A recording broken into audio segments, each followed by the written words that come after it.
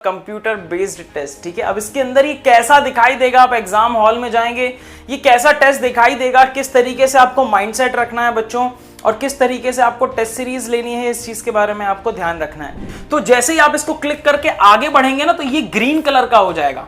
इसी तरीके से यहां पर बहुत सारे दिखाई दे रहे होंगे, ये जो व्हाइट कलर है ये अनअटेम्प्टेड है, मतलब इसके पास गए ही नहीं है। यहां पर आपके सामने 4-5 ऑप्शन होंगे और यहां पर नेक्स्ट करने का ऑप्शन होगा कि भैया नेक्स्ट बताओ। नेक्स्ट पे क्लिक कर दोगे, अगर डायरेक्ट नेक्स्ट पे क्लिक करोगे तो ये लाल हो जाएगा आपका। मतलब कि एक क्वेश्चन है हमारे पास वो क्वेश्चन ट्रांसलेशन के दौरान मान लो गड़बड़ हो गया, समझ रहे हो ना, मतलब ऐसा था नॉर्मल टू द प्लेन, तो उसने बोल दिया विमान पर सामान्य है, उसने ऐसे बोल दिया। ठीक है, जबकि ये क्या था, ये था कि तल पर अभिलंब, इसका मतलब हिंदी में होता है। इसके बाद बोला जा रहा है कि रफ वर्क के लिए आपको घबराने की जरूरत नहीं, क्योंकि ऑनलाइन पेपर होगा तो रफ वर्क के लिए शीट आपको वहीं से मिलेगी। CUET 2025 ऑनलाइन होगा या ऑफलाइन होगा, बड़ा ही सिंपल सा इसका आंसर है कि बच्चों ये आपका ऑनलाइन होगा, ये होगा आपका कंप्यूटर बेस्ड टेस्ट। ठीक है, अब इसके अंदर ये कैसा दिखाई देगा, आप एग्जाम हॉल में जाएंगे ये कैसा टेस्ट दिखाई देगा, किस तरीके से आपको माइंडसेट रखना है बच्चों और किस तरीके से आपको टेस्ट सीरीज लेनी है, इस चीज के बारे में आपको ध्यान रखना है। राइट, जैसे कि अगर मैं सबसे पहले बात करता हूं तो जैसे आप एग्जाम हॉल में जाते हैं आपको कुछ इस प्रकार की स्क्रीन दिखाई देती है। यहां पर आपको यूजर नेम लिखना पड़ेगा, यहां पासवर्ड। जब आप वहां बैठेंगे तो आपको जो भी इन्विजिलेटर होगा वहां पर वो आपको जरूर बताएगा कि क्या यूजर नेम है आपका और क्या पासवर्ड है बच्चों। ठीक है, इसके बाद जैसे ही आप लॉग इन कर लेते हैं आपका नाम यहां पर लिखा हुआ आ जाएगा।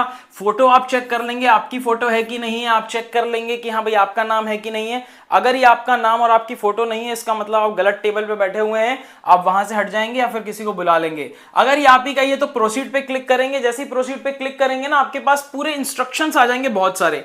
अब मैं आपको ये चीज पहले क्यों बता रहा हूं, ताकि आपके दिमाग में ये चीजें पहले से ही बैठी रहें, एग्जाम के एक दिन पहले आपको याद करने को ना मिले कि भैया अच्छा इसका मतलब ये होता है, इसका मतलब ये होता है, ऐसा नहीं होना चाहिए। तो मैं आपको बताना चाहता हूं कि बच्चों यहां पर इसका इंटरफेस दिखाई कैसा देता है। इसका इंटरफेस के अंदर जब आप इसको सॉल्व कर रहे होगे तब आपको कुछ क्वेश्चंस इस प्रकार से दिखाई देंगे, ये चीज साइड में होगा और यहां पर आपके सामने क्वेश्चंस लिखे हुए होंगे। जैसे क्वेश्चन नंबर 1 पे अगर आपका क्लिक होगा ना, इसका मतलब आपका यहां पर ये क्वेश्चन होगा।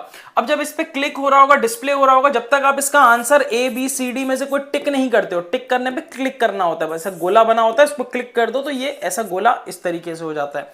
तो जैसे ही आप इसको क्लिक करके आगे बढ़ेंगे ना तो ये ग्रीन कलर का हो जाएगा। इसी तरीके से यहां पर बहुत सारे दिखाई दे रहे होंगे, ये जो व्हाइट कलर है ये अनअटेम्प्टेड है, मतलब इसके पास गए ही नहीं है। इसके लिए मैं आपको यहां पर जानकारी दिखा देता हूं, ज्यादा बेटर रहेगा। इसका मतलब होगा अगर आपका ये जो सफेद सफेद दिखाई दे रहा है इसका मतलब नॉट विजिटेड है, आप अभी तक गए ही नहीं हो। अगर आप इसके अंदर मान लो पहला क्वेश्चन आप चले गए, पहला क्वेश्चन आपने किया ही नहीं, उसका आंसर ही नहीं किया, तो वो लाल लाल कलर का, ये जो सफेद है ये लाल कलर में कन्वर्ट हो जाएगा, ये लाल लाल दिखाई देगा। इसका मतलब ये होगा कि आपने क्वेश्चन अटेम्प्ट ही नहीं किया। तो जब बाद में आप अगर आपके पास टाइम बचा तो वापस जाके देख सकते हो, अच्छा इसको मैंने किया नहीं, इसको फिर से करता हूं ऐसे। इसका मतलब यह है बच्चों कि आपने हरे कलर का अगर निशान आ जाता है इसका मतलब आपने इसके अंदर कोई ना कोई आंसर भरा है। अब क्या होता है ना, कभी कभी हम आंसर भरते हैं लेकिन हमको ऐसा लगता है कि यार इसको ना एक बार फिर से देखना पड़ेगा, मुझे कहीं गड़बड़ लग रही है, तो लिखा आता है answered and marked for review.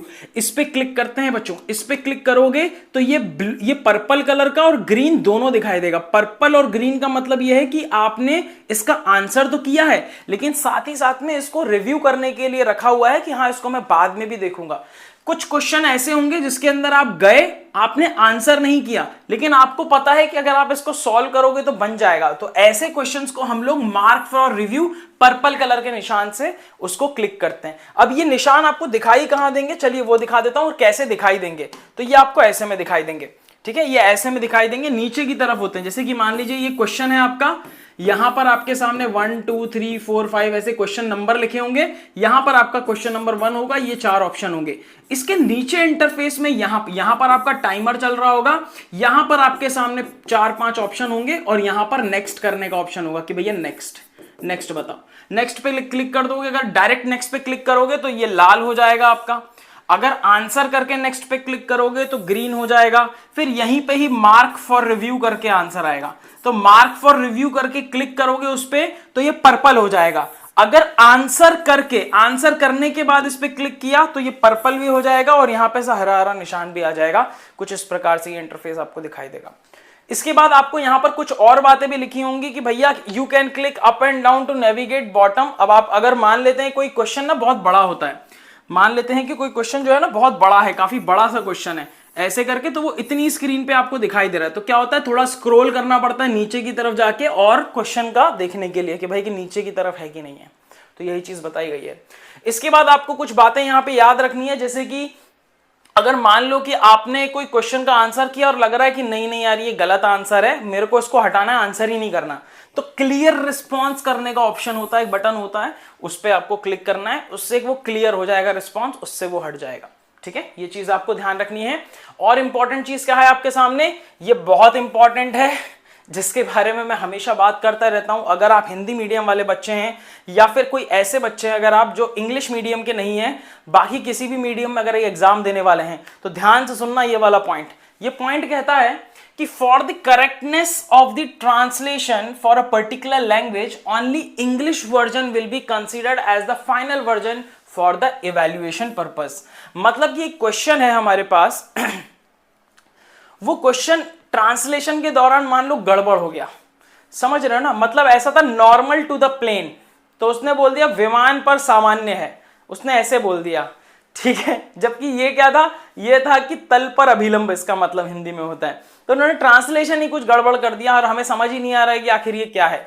तो अगर हमें इंग्लिश वर्जन नहीं पता होगा ना, मतलब हिंदी वर्जन का इंग्लिश नाम नहीं पता होगा ना, तो बड़ा दिक्कत हो जाएगा, क्योंकि अगर इंग्लिश वर्जन में चीजें सही हैं तो इसका मतलब यह है कि भैया उस क्वेश्चन को गलत नहीं ठहराया जा सकता, क्वेश्चन सही है, आपको आना चाहिए थी इंग्लिश, ये इसका मतलब होता है। तो अगर आप कोई कोर्स ज्वाइन करते हैं बच्चों, हमेशा बायलिंगुअल में देखो उस व्यक्ति के, अगर आप हिंदी मीडियम में हैं खासकर तब, क्योंकि इंग्लिश वालों को तो इंग्लिश मिलना ही है, हिंदी वालों को इंग्लिश ही मान्य होगा। तो ऐसी जगह पे पढ़िए जहां पर आपके सामने हिंदी की चीज तो लिखी हो, साथ में उसको इंग्लिश में क्या बोला जा रहा है वो भी आपको बताए।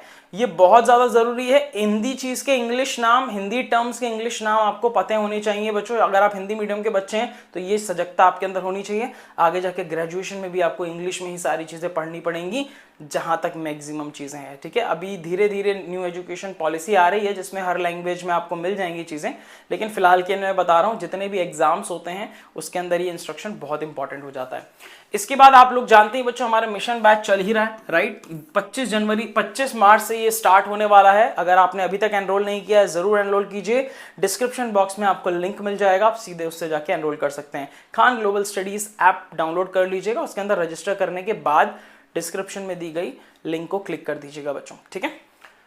इसके बाद हम बात करते हैं आगे, ठीक है। हम लोगों ने देख लिया कि किस तरीके से इंटरफेस होता है। ये सारे के सारे से 50 क्वेश्चन होंगे, तो 50 क्वेश्चन तक आपके सामने ये इंटरफेस आपको ये दिखाई देगा, ठीक है, 50 क्वेश्चन तक इस तरीके से। इसके बाद बोला जा रहा है कि रफ वर्क के लिए आपको घबराने की जरूरत नहीं, क्योंकि ऑनलाइन पेपर होगा तो रफ वर्क के लिए शीट आपको वहीं से मिलेगी। All calculation writing work is to be done only in the rough sheet provided at the center in the examination room hall. On the completion of the test, candidate must have hand over the rough sheet to the invigilator on duty in the hall. तो आपको वहां पे एक rough sheet मिलेगी बच्चों, वहां पर आपको पेन मिलेगा कि नहीं मिलेगा ये चीज आपके एडमिट कार्ड जब आएगी ना तो उसके पीछे लिखा हुआ आता है। तो अगर वहां पर लिखा हुआ है कि पेन नहीं मिलेगा तो आपको लेके आना है, वहां लिखा होगा पेन मिलेगा तो आपको नहीं लेके जाना, सिंपल, ठीक है। सो पेन वहीं पे अगर मिलना होगा तो मिल जाएगा। अब आगे की बात करते हैं, रफ शीट वहीं पे मिलेंगी, रफ शीट आपको घर से नहीं लेके जानी है, वहीं पे आपको रफ शीट मिलेगी, उसी को सॉल्व करना, फिर वापस जाते टाइम जरूर दे के जाना है, इस बात को ध्यान रखना, ठीक है, घर पे लेके मत चले जाना इसको। तो ये सारे वो इंपॉर्टेंट सारे के सारे पॉइंट्स थे बच्चों। ऑनलाइन पेपर होगा, ऑनलाइन पेपर में किन किन बातों का ध्यान रखना है, कैसा कैसा दिखाई देगा इंटरफेस, ये सब मैंने आपको दिखा दिया।